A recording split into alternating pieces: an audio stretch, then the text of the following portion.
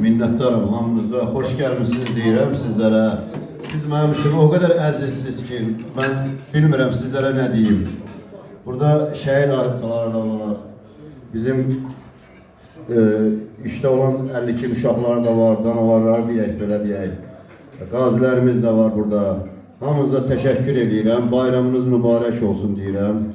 Tuttuğunuz oruçları Allah qəbul eləsin. Bu məclisi deməli bugünkü gündə bizi buraya yığıb birləşdirən qardaşımız var Orenburg şəhərindən Yaşar müəllimdir. Yəni hər il oruçluq bayramında, Ramazan bayramında şəhid ailələrinə qayğı göstərir, qazilərə qayğı göstərir, qaziləri bir yerə yığır, belə deyək.